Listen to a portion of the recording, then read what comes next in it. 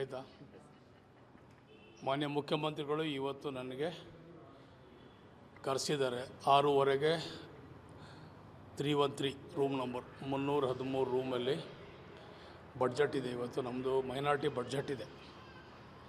So ಆ ಸಂದರ್ಭದಲ್ಲಿ ನಾನು ನನ್ನ ಕ್ಷೇತ್ರಕ್ಕೆ ಏನೆಲ್ಲ ಕೆಲಸಗಳು ಆಗಬೇಕು, ಈಗೆಲ್ಲ ನಡೀತಾ ಇದೆ, ಮುಂದುವರೆದ ಕಾಮಗಳಿಗೆ ಎಷ್ಟು ಬೇಕು, ಏನು ರಸ್ತೆ ಚರಂಡಿ, ಕೆಲವು ಶಾಲೆಗಳು, ಕೆಲವು ಈ ಫ್ಲಡ್ಡಲ್ಲಿ ಆದಂಥ ಅನಾಹುತಗಳಿಗೂ ಇನ್ನೂ ನಾವೆಲ್ಲ ಮುಕ್ತಿ ಕೊಡಲಿಲ್ಲ.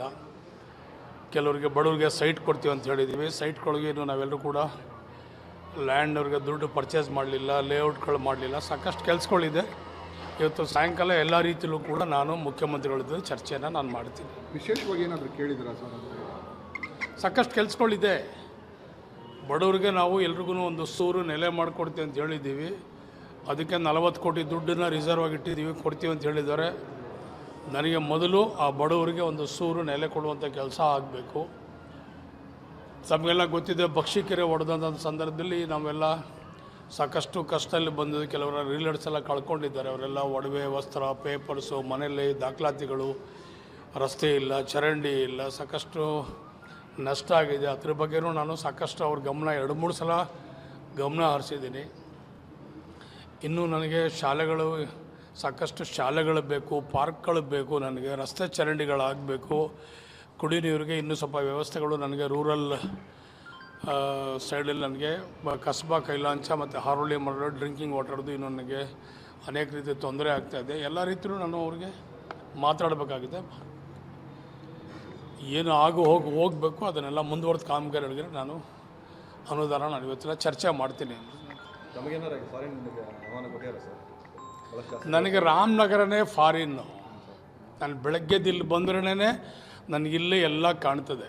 ಏನೇನು ಬೇಕು, ನಾನು ಏನೇನು ಮಾಡ್ತೀನಿ ಅದನ್ನು ನನಗಿಲ್ಲೇ ಕಾಣ್ತದೆ. ಇದೇ ನನ್ನ ಫಾರಿನ್ನು. ನಮ್ಮ ಸಹೋದ್ಯೋಗಿಗಳು ಏನೋ ವಿಸಿಟ್ ಎಲ್ಲ ನನ್ನ ಸಹೋದ್ಯೋಗಿಗಳು ನನ್ನ ಕ್ಷೇತ್ರದ ಜನನೇ ನನಗೆ ಸಹೋದ್ಯೋಗಿಗಳಿಗೆಲ್ಲ. ಅವರೇ ನನಗೆ ತಂದೆ, ತಾಯಿ, ಅಕ್ಕ.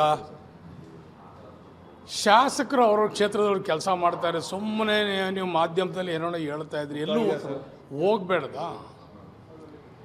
ಹೋಗ್ಬೇಡ್ದ ಬರೀ ರಾಜಕಾರಣನೇ ಜೀವನದಲ್ಲಿ ಅಷ್ಟೇ. ಅವ್ರಿಗೆಲ್ಲರಿಗೂ ಪಾಪ ಎಲ್ಲ ಕೆಲವು ಜಾಗದಲ್ಲಿ ಅವರೆಲ್ಲ ಹೋಗ್ತಾರೆ, ಬರ್ತಾರೆ, ತಿರುಗಾಡ್ಕೊತಾರೆ. ನನಗೆ ಸಾಕಷ್ಟು ಇಲ್ಲಿ 40 ವರ್ಷದ ಕೆಲಸ ನನ್ನ ಮೇಲೆ, ನನಗಿಲ್ಲಿ ಕೊಳೆ ಜಾಸ್ತಿ. ನನಗಿಲ್ಲಿ ಸಾಕಷ್ಟು ಇಲ್ಲಿ ಕೆಲಸ ಹಾವೆ ನನಗೆ.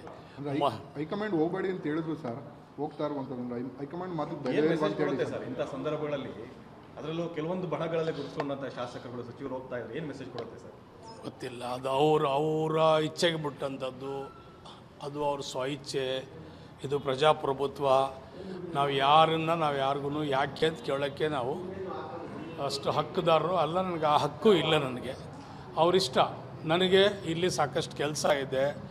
ನಾನು 1 ಗಂಟೆನೂ ನಾನು ವ್ಯಥೆ ಮಾಡೋಕ್ಕೂ ನನಗೆ ಟೈಮ್ ಇಲ್ಲ. ಉದ್ಯೋಗ ನೋಡಿ, ಈಗಾಗಲೇ ನಮ್ಮ ಅಧಿಕಾರಿಗಳೆಲ್ಲ ಕಾಯ್ತಾರೆ. ಉದ್ಯೋಗ ಮಾಡಬೇಕು.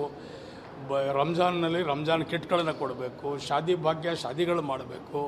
ರಾಮೋತ್ಸವದಲ್ಲಿ ಮಾಡಬೇಕು. ಬಡವರಿಗೆ ಒಂದು ಸೈಟು, ನೆಲೆ, ಸೂರು ಕೊಡಬೇಕು, ನೀರು ಕೊಡಬೇಕು, ಚರಂಡಿ ನನ್ನದೇ ಆದಂಥ ಒಂದು ಕೆಲಸ ಕಾರ್ಯಗಳನ್ನು ನಾನು ನನ್ನ ಜೀವನದಲ್ಲಿ ಅಳವಡಿಸ್ಕೊಂಡಿದ್ದೀನಿ, ಮೈಗೂಡಿಸ್ಕೊಂಡಿದ್ದೀನಿ.